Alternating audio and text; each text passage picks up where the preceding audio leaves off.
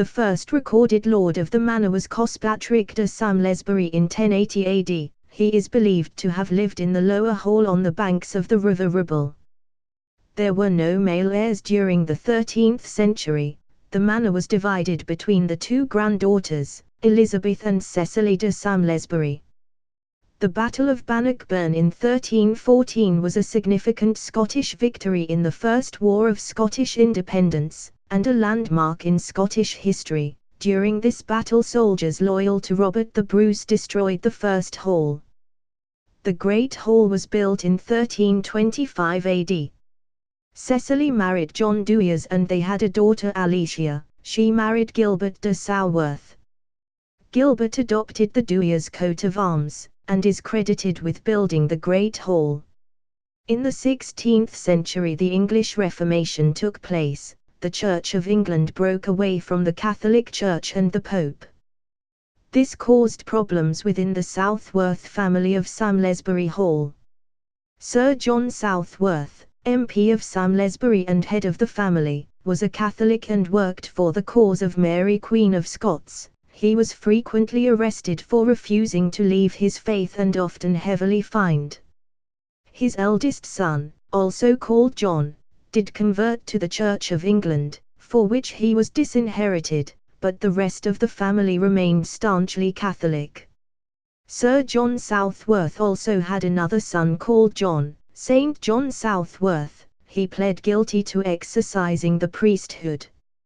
His body was hung, drawn and quartered and sent to the furthest four parts of the country. His followers then brought the four parts of his body back, sewed them together and parboiled his corpse. It was then taken to France where it remained in safety.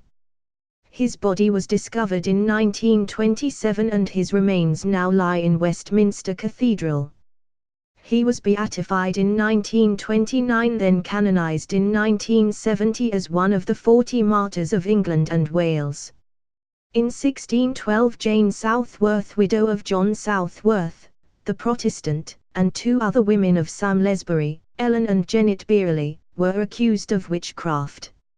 It was a plot, apparently devised by Christopher Southworth, a seminary priest known as Master Thompson. He wanted to punish them for becoming Protestants and also to promote Catholicism. They were tried at Lancaster Assizes in August of that year on a charge of witchcraft, where they were accused of boiling an infant and eating the soup. The witness against them was a child of 14, she was the granddaughter of one of the victims.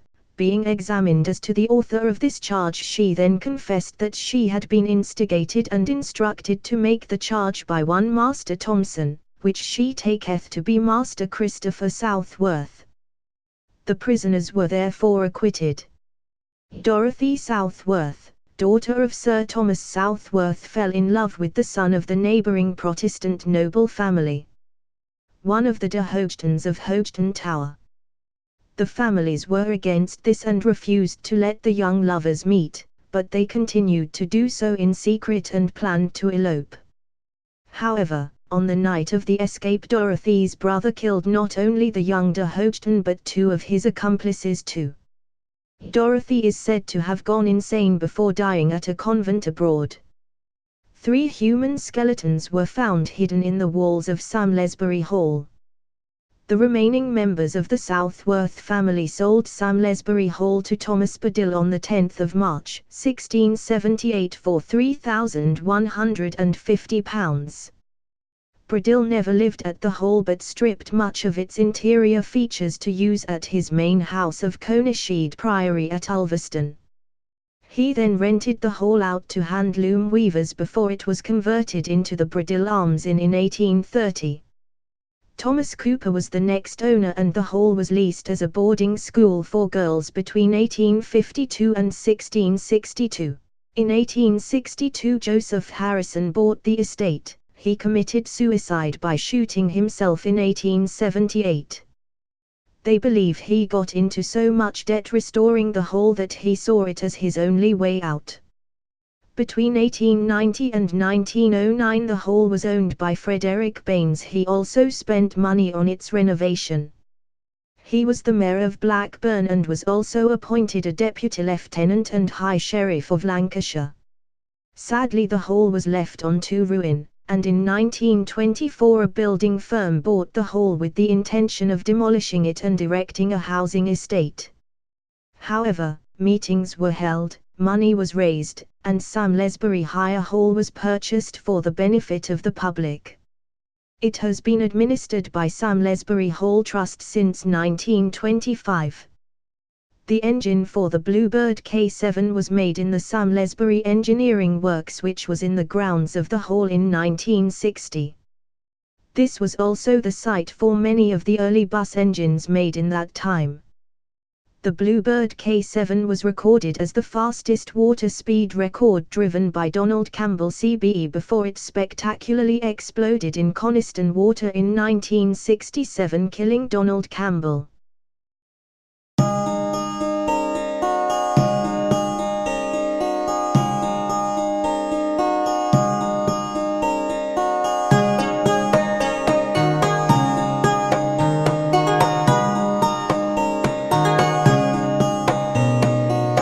I think anyone who lives in the area has heard about the first ghost I'm going to talk about. The White Lady, who is believed to be Dorothy Southworth, is often seen in the Great Hall. She has also been seen around the grounds and even outside on the main road called Preston New Road. She has appeared many times over the years, with the police even being called as someone thought a girl was wandering down the road by herself in the middle of the night. The police came and yes, you have guessed it, the girl had vanished. I have been told, and whether this is true or not I can't confirm, but people say that there is a high number of accidents in that spot on the road. The story goes that she wanders the hall and grounds looking for her lover, who never showed the night they were supposed to elope. A very sad tale. The next ghost story I'm going to tell you is about Joseph Harrison. This was the poor man who ended his life after getting into debt trying to restore the hall in the 1800s. Joseph is said to wander the hall. They say he likes to haunt the long gallery. People often report hearing footsteps. He is also reported to be a ladies' man, as women with long hair say they feel their hair being stroked and sometimes pulled by hands that can't be seen. Another haunting is that of two ghostly figures. At times a woman is seen dragging a child behind her. No one seems to know why these ghosts appear. Are they past guests of the hall, or maybe they are from the local area? We will probably never know. As we have heard already, the Reformation had a profound effect on the members of the Southworth family living in the hall. The next story I will tell you should not come as a shock, as it has religion and murder. The priest room within the hall is said to be haunted by the angered spirit of a decapitated priest. Murdered during the Reformation, the priest's blood still stains the floor where he fell. I know it is far-fetched to believe blood would still be staining the floor all these years later, but I do love the tale. For me it is probably some chemical reaction in the wood that causes the stain. But come on, who wants to hear that? This next ghost story is a little fanciful but still makes for a good read. I have tried to look when it was first reported and can't really find a firm date. The only time frame I can find is the 19th century. A slightly less well-known ghost story from the history of Samlesbury Hall is of a guest of the hall witnessing a 6-horse funeral carriage out on the drive.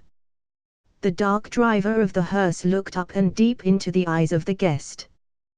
The driver, it seems, was missing many teeth and had a patch over one eye.